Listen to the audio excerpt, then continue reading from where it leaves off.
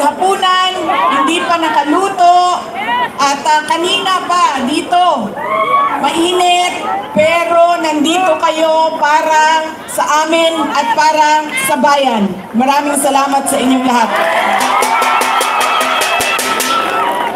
Ang susunod ko po pagpapasalamat, mahal ko kayo, ma'am.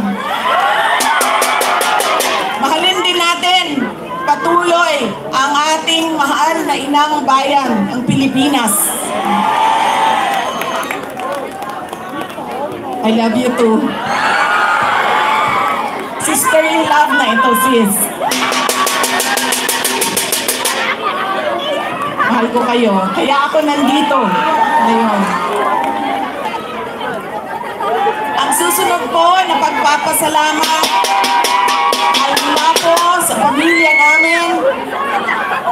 Papasalamat po kami sa pagmamahal at suporta na ipinapakita nyo kay dating Pangulong Rodrigo Duterte. Maraming salamat po.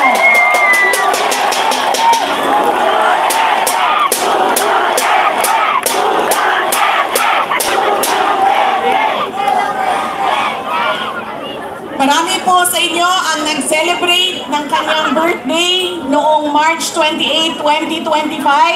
At kami po ay taus-pusong nagpapasalamat at masaya dahil nakiisa kayo sa kanyang 80th birthday celebration. Dahil hindi po lahat tayo ay mabibigyan ng pagkakataon na umabot ng 80 years old. Kaya maraming salamat at sinelebrate nyo ang kanyang 18 years. Ang susunod na pagpasalamat ay mula po sa akin.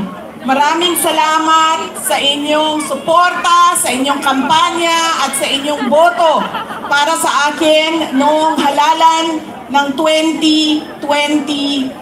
Maraming salamat sa suporta ninyo. At syempre, ang aking pagpapasalamat pa rin sa patuloy ninyo na pagtitiwala sa akin at sa aking mga kasamahan at sa aming opisina, ang tanggapan ng pangalawang Pangulo ng Pilipinas. Maraming salamat.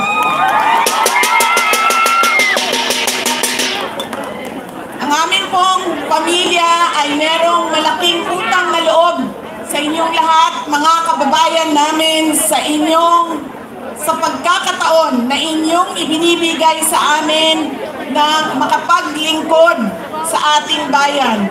Dako kaayo ang amo ang utang nga kabubuton kaninyong tanan, mga kaigsuunan namo. Sa higayon nga gihatag ninyo kanamo na makaserbisyo sa ato ang nasod. Daghan kayong salamat.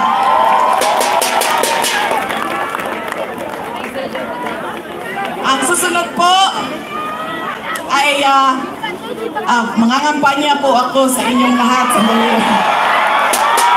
Ang ko lang po yung sina ng aking opisina. Ako, palitan natin ng seal ng Office of the President.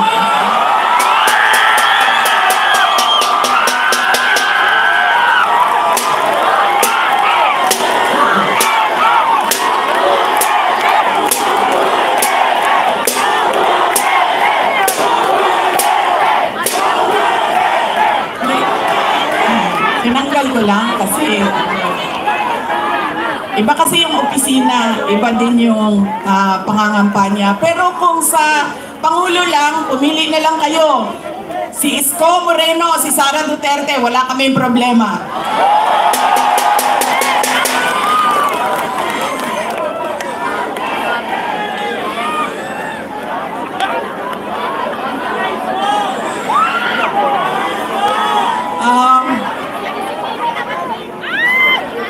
Bakit po ba lagi pabalik-balik o paulit-ulit ang problema ng ating bayan?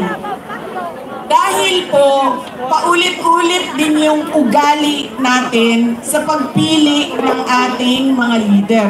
Kung sino yung binoboto natin. Ngayong darating na halalan,